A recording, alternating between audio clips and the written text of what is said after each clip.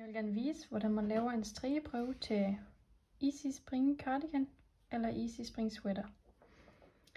Min strikkeprøve skal strikkes i glatstrik, og jeg har allerede lavet en her, men den blev for stor, altså den har ikke den rigtige strikfasthed. Så jeg laver en på en mindre pind, og jeg skal strikke med 4 tråde, så jeg samler mine 4 tråde, så jeg kan holde dem som en tråd. Og så lægger jeg lidt garn til side. Måske sådan her.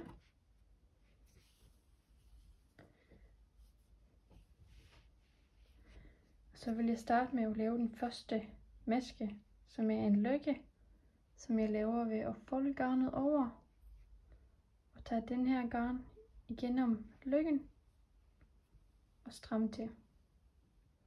Så får jeg en løkke, som jeg kan stramme.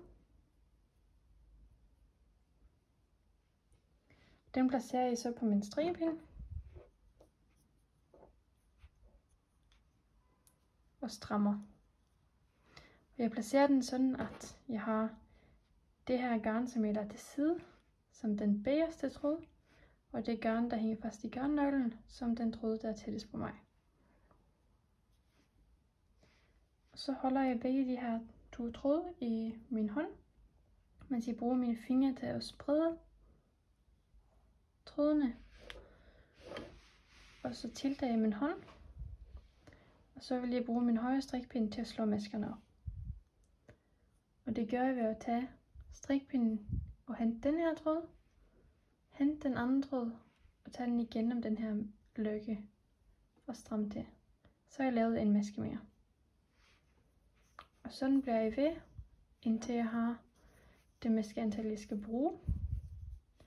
Og til Spring Cardigan, så er strikkefastheden 10 masker. Og jeg slår derfor 14 masker op, så jeg sikrer mig, at jeg har lidt ekstra masker, end hvad strikkefastheden siger.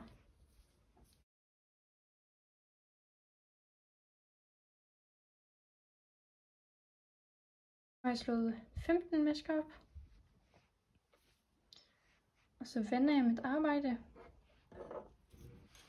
sådan her. Og så vil jeg strikke de her masker. Og selvom det her er min vrangpind, som kendetegnes ved de her vrangmasker med den her klump, så vil jeg strikke alle maskerne ret. Og det er blot for at lave en kant i bunden af min strikkeprøve. Og det er vigtigt, at man strikker med den tråd, der hænger fast i garnnøglen, og ikke den tråd, man lader man tog til side. Og når man strikker med flere tråde, så er det vigtigt, at man tager strikkepinden igennem alle trådene, og ikke kun nogen af dem.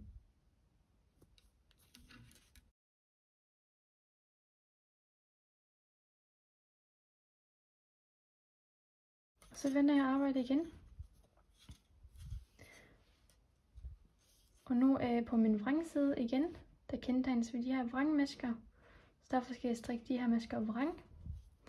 Men jeg vil gerne have en kantmaske i hver ende af min strikkeprøve. Så den første og den sidste maske vil jeg strikke ret på alle pinde. Så den strikker jeg ret. Og så strikker jeg de næste masker vrang.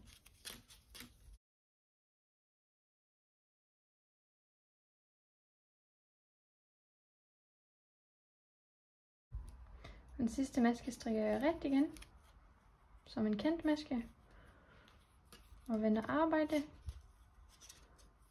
Og så vil jeg strikke ret på den her ret side. Og sådan vil jeg blive ved at strikke i glat strik frem og tilbage. Nu har jeg strikket i glat strik frem og tilbage, så meget at jeg kan måle 10 cm på min strikkeprøve. Så vil jeg lukke maskerne af. Det vil jeg gøre fra vrangsiden ved at strikke ret masker. På den måde vil jeg få en lille kant øverst, ligesom vi også havde her i bunden. Så jeg vil strikke duemasker ret.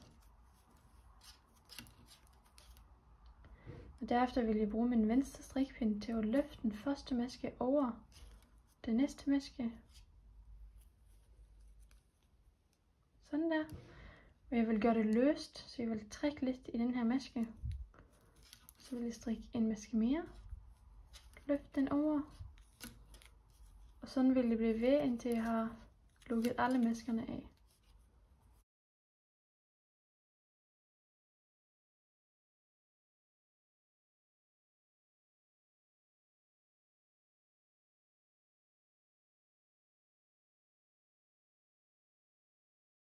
Når jeg kommer til den sidste maske, så vil jeg trække lidt i den.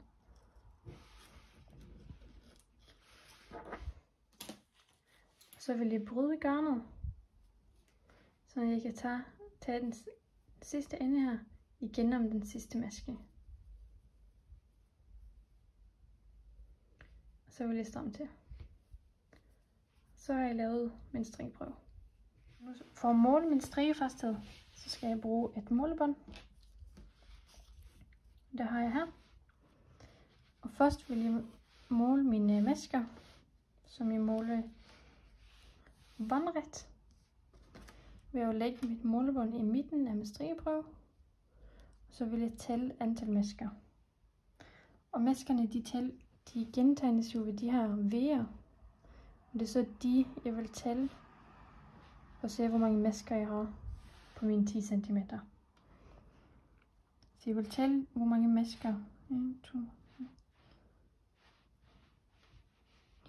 10. Så her har jeg 10 masker på 10 cm.